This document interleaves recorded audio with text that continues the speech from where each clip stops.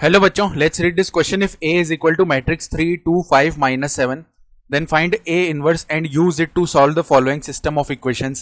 3x plus 5y is equal to 11, 2x minus 7y is equal to minus 3. तो हमें देखो यहाँ पे a मैट्रिक्स दी हुई है, हमें a इनवर्स निकालना है और इस सिस्टम ऑफ इक्वेशन को भी सॉल्व करना है. स्टार्ट कर लेते हैं हमारे की कॉन्सेप्ट से. की कॉन्सेप्ट देखो क्या हो जाएगा. हम जानते हैं इफ a कोई मैट्रिक्स है इस तरीके की a बी सी डी, ठीक है. तो यहाँ पे अगर हम एडजॉइंट ऑफ ए निकालेंगे this will be equal to, देखो एडजॉइंट ऑफ ए इस केस में हम डायरेक्टली निकाल सकते हैं अगर 2 इंटू 2 की मैट्रिक्स है. ये जो एलिमेंट है ए और डी, इनका तो जो प्लेस है वो रिप्लेस कर दो, तो डी यहाँ पे आ जाएगा, ए यहाँ पे आ जाएगा, और बी और सी जो एलिमेंट्स है इनका साइन यहाँ पे माइनस लगा दो, माइनस सी माइनस का बी, ये हो जाता है एडजॉइंट ऑफ ए. साथ ही साथ हम जानते हैं ए इनवर्स का जो वैल्यू है ना वो क्या होता है, एडजॉइंट ऑफ ए अपॉन में डिटर्मिनेंट ऑफ ए, ठीक है. ये इनवर्स ए इनवर्स का वैल्यू होता है जहां पे जो डिटर्मिनेंट ऑफ ए है this should not be equal to 0.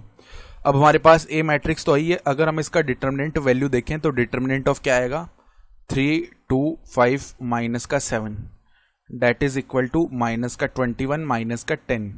This is basically equal to, देखो डिटर्मिनेंट का वैल्यू निकाला कैसे, इसको इससे मल्टीप्लाई किया, माइनस में इसको इससे मल्टीप्लाई किया है, तो डेट इज माइनस का 31.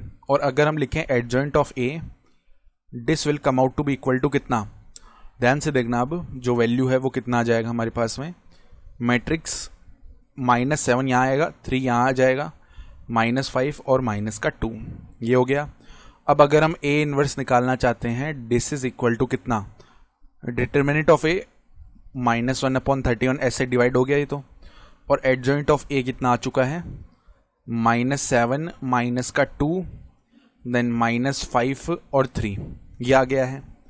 अब एक चीज़ नोट कर लो, क्या चीज़ नोट करनी है हमें, कि अगर हम ये सिस्टम ऑफ इक्वेशन देखें, इसको रीराइट कर लो एक बार, 3x plus 5y is equal to 11, और क्या है 2x minus 7y is equal to minus का 3, ठीक है.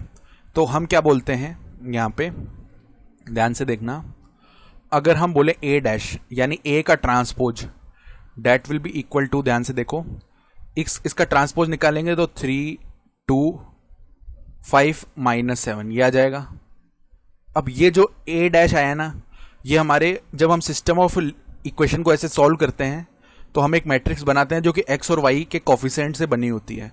तो ये सेम उसी तरीके की मैट्रिक्स आई है. देखो यहाँ से x का कोफिशिएंट 3 है तो यहाँ पे भी 3 है, y का कोफिशिएंट 5 है, यहाँ भी 5 है. देन यहाँ पे x का कोफिशिएंट कितना है 2 है, तो यहाँ भी 2 है, यहाँ पे -7 है, यहाँ पे भी -7 है, ये बन रहा है. और उसके बाद में x हम एक मैट्रिक्स बनाते हैं किस तरीके की, x y, और एक मैट्रिक्स b बनाते हैं जो कि राइट हैंड साइड में जो कॉन्स्टेंट पार्ट है 11 -3 ऐसे. तो हम बोल सकते हैं a डैश x हमेशा किसके इक्वल आएगा, b के इक्वल. तो यानी x का जो वैल्यू है वो किसके इक्वल आएगा, a डैश का इनवर्स मल्टीप्लाई में b.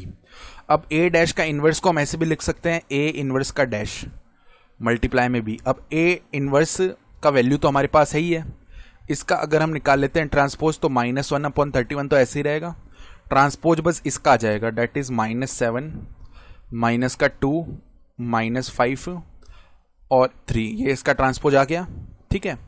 और ये मल्टीप्लाई होगा b से डेट इज 11 -3, इनको मल्टीप्लाई कर लेते हैं तो x का वैल्यू कितना था xy डेट इज -1/31 ऐसे आ गया.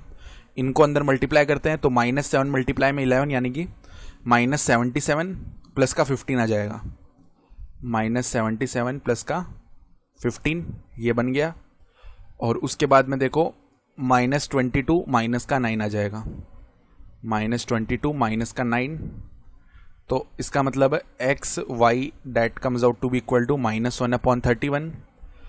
यहाँ पे देखो 77 में से 15 को कर दिया हमने सब्ट्रैक्ट, तो कितना बचेगा 62, और माइनस का 62 बचने वाला है, यहाँ पे माइनस का 31 है. अब -1/31 को अंदर ले जाते हैं तो एक्स वाई का वैल्यू देखो कितना आएगा, -62 अपॉन में -31 डेट विल बी 2, और -31 अपॉन में -31 डेट इज 1.